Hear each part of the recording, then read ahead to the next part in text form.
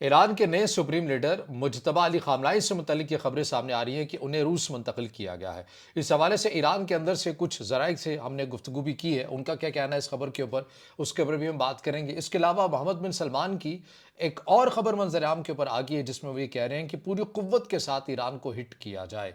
अब इस खबर की मज़ीद इसको खंगालेंगे, समझने की कोशिश करेंगे कि खबर कहाँ से आई है और कैसे आई है। और इसके अलावा ट्रंप आपको बड़े शदीद गुस्से में नज़र आ रहे हैं। मामला है क्या? अहम खबरों के ऊपर आज के इस व्लॉग पर बात करेंगे। अस्सलाम वालेकुम। आज तारीख है 16 मार्च 2026 और मैं हूँ रज़ा अब्बास। आपसे दरख्वास्त की वीडियो को लाइक और चैनल को सब्सक्राइब जरूर कीजिएगा।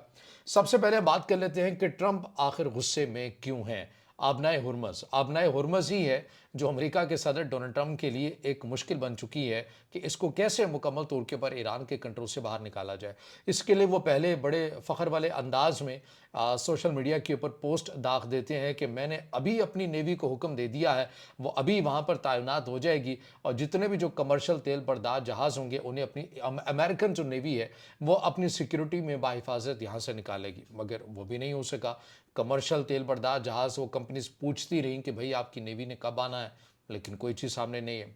अब उसके बाद जो जो वक्त गुजरता गया, अमेरिका की तरफ से अब जो दबाव है वो अपने इत्तेहादियों के ऊपर ज़्यादा शदीद होता जा रहा है। अमेरिका ने यानी अमेरिका के सदर डोनाल्ड ट्रंप की तरफ से ऑन द रिकॉर्ड अब ये चीज़ें सामने आ रही हैं कि उन्होंने नेटो को कहा है कि भाई आप आ जाइए इस जंग के अंदर, अगर आप नहीं आएंगे तो अंजाम बहुत बुरा होगा और अमेरिका याद रखेगा। अब जो नेटो है वो ये कह रहा है कि भाई हमारी जंग ही नहीं है, हम कैसे इस मैदान के अंदर आ सकते हैं। मतलब मिसाल के तौर पर जो नेटो का एक असूल है वो आर्टिकल 5 जो है कि अगर किसी नेटो के अंदर जो ममालिक शामिल हैं, अगर उन्हें लगे कि उनकी सालमियत को ख़तरा लाहक हो गया है या उन पर किसी ने हमला कर दिया है, तो आर्टिकल 4 एक्टिवेट होगा। पहले डिस्कशन होगी, चीज़ें होंगी, उसके बाद ये मामला होगा। तो ये तो जंग जो है ये तो अमेरिका और इसराइल की जंग है, ये ना कि नेटो ममालिक की जंग है, तो लिहाजा हम इस मैदान में नहीं आएंगे। और इसी तरह का जो जवाब है वो जर्मनी के वज़ीर दिफा की तरफ से भी दे दिया गया कि भाई जब अमेरिकन नेवी अपना हुर्मुज़ को मुकम्मल तौर के ऊपर कंट्रोल नहीं कर पा रही है, तो हम वहाँ पर कुछ अपने फ्रिगेड या जो बहरी जहाज़ है वह भेज कर क्या करेंगे। कुछ ऐसे जवाब फ्रांस की तरफ से भी दे दिया गया कि भाई हम आने वाले नहीं हैं। और जिन ममालिक की तरफ से ज़ुबानी कलामी बयान सामने नहीं आया है, लेकिन वो अपने अमल से बता रहे हैं कि वो भी इसके अंदर दिलचस्पी नहीं रखते हैं। तो अब अमेरिका के सदर डोनाल्ड ट्रंप की थोड़ी सी एक आप उससे कह सकते हैं कि वो गुस्से के अंदर नज़र आ रहे हैं। और फिर मामला एक और ये भी हुआ कि उन्होंने कहा कि शी जिनपिंग से, जो चाइना के सदर है, मैंने उनसे मुलाकात करनी है। तो अगर चीन ने अपना किरदार इसमें अदा नहीं किया अपने हुर्मुज़ में, तो मैं उनसे मुलाकात भी नहीं करूँगा। तो अब इस किस्म की जो धमकियाँ हैं, चीज़ें हैं, वो भी आपके सामने आती हुई नज़र आ रही हैं। और जहाँ तक खलीजी ममालिक हैं, खलीजी ममालिक भी ज़ुबानी कलाम में सिफारतकारी की हद तक की महदूद आपको नज़र आते हैं।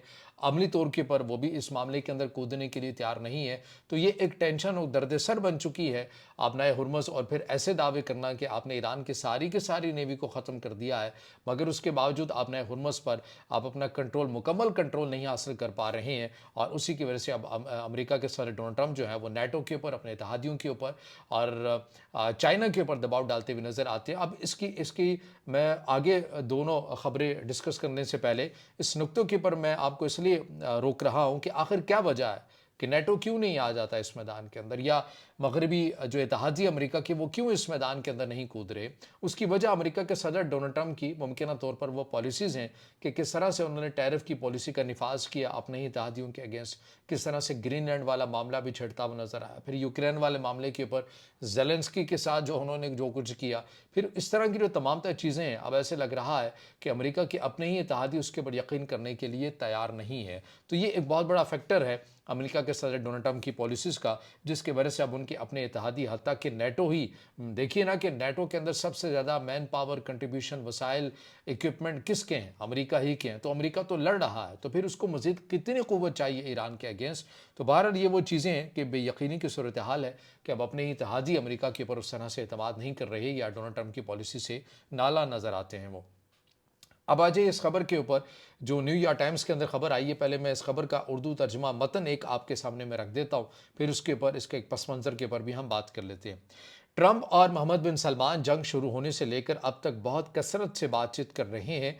ट्रंप दीगर अरब रहनुमाओं से भी बात करते हैं, लेकिन मोहम्मद बिन सलमान के साथ ख़ास तौर पर करीबी और मुसलसल राबता है। ये खबर मैं बता रहा हूँ। मुतादिद वाइट हाउस अफसरान नाम ना जाहिर करने वाले ने न्यूयॉर्क टाइम्स को बताया है कि मोहम्मद बिन सलमान ट्रंप को ईरानियों पर सख्ती से हमले जारी रखने का मशवरा दे रहे हैं। ये मशवरा सऊदी अरब की पुरानी पॉलिसी से मिलता है, यानी कि साबिक सऊदी बादशाह अब्दुल्ला जो 2015 में उनका इंतकाल हुआ, उन्होंने भी अमेरिका को ईरान के बारे में यही कहा था कि सांप का सर काट दो, cut off the head of the snake. ये अल्फाज मेरे नहीं है, ये न्यूयॉर्क टाइम्स जो है ये रिपोर्ट कर रहा है, वही मैं उर्दू में आपके सामने रख रहा हूँ। अब सऊदी अरब ईरान को इलाकाई हरीफ समझता है और शिया सुन्नी तकसीम, इलाकाई असर और रसूख, यमन जंग वगैरह की वजह से, और MBS का ख्याल है कि ईरान पर सख्त हमले जारी रखने से ईरान की ताकत कमज़ोर होगी, जो सऊदी अरब और खलीजी ममालिक के लिए फ़ायदेमंद साबित हो सकती है। रिपोर्ट के मुताबिक अमेरिका इसराइल ने ईरान के मिसाइल, असलहा, एयर डिफेंस और बहरिया को बड़ी हद तक तबाह कर दिया है। ईरान के supreme leader Saeed Ali Khamenei भी निशाना बन चुके हैं। ट्रंप अब फैसला करने में है कि जंग जारी रखें या फतह का ऐलान करके पीछे हटें। दोनों में मसाइल हैं, माशी, फौजी, सिफारती नुकसानात। अब ये जो खबर है, ये न्यूयॉर्क टाइम्स की खबर हमारे सामने आ रही है कि मोहम्मद बिन सलमान ये कह रहे हैं अमेरिका को कि आप ईरान के ऊपर हमलों का जो सिलसिला है ये मत रोके, बल्कि मजीद कुव्वत के साथ आप आगे बढ़ाएं। ये खबर, इससे मिलती जुलती खबर एक पहले भी सामने आई थी, आई थिंक एक्सियोस के अंदर आई थी, दीगर मीडिया, बहरहाल वो अमेरिकी मीडिया आउटलेट था, लेकिन उसके ऊपर सऊदी अरब की तरफ से इनकार कर दिया गया था कि नहीं भाई, ऐसा कोई मामला नहीं है और ना ही हम ऐसा कह रहे हैं कि ईरान के ऊपर हमले जारी रखें, हम तो चाहते हैं कि इस कशीदगी को कम कर दे।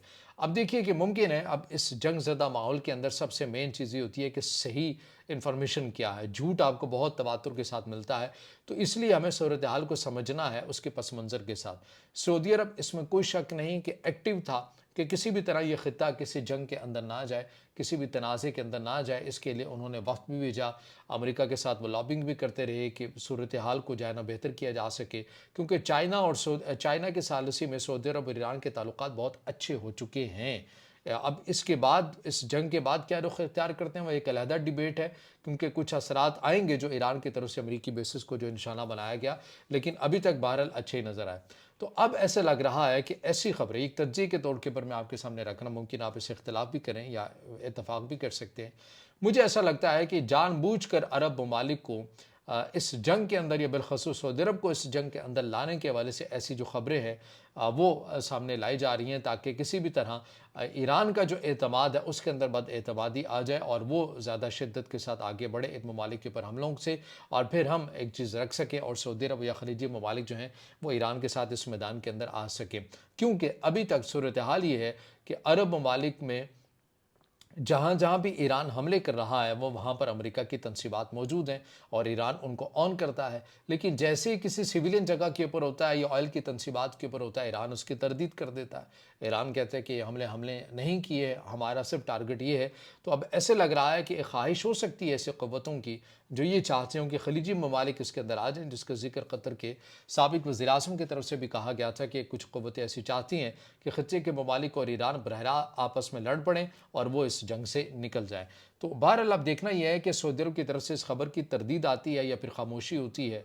तो अगर खामोशी होती है तो ज़ाहिर है मामला मज़ीद शक में भी पड़ जाएगा, तो लिहाजा तरदीद आना ज़रूरी है।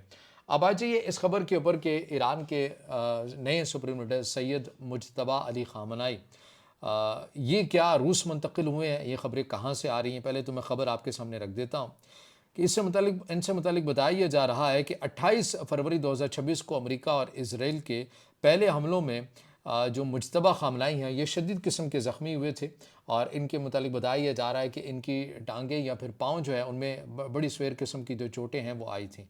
New York times, CNN, the guardian और ईरानी इसराइली अफसरान ने भी ज़ख्मी होने की तस्दीक की खुद, हत्ता कि इसमें तो कोई शक नहीं, ईरान की तरफ से भी इसकी तस्दीक कर दी गई थी कि जी हाँ वो बिल्कुल ज़ख्मी है।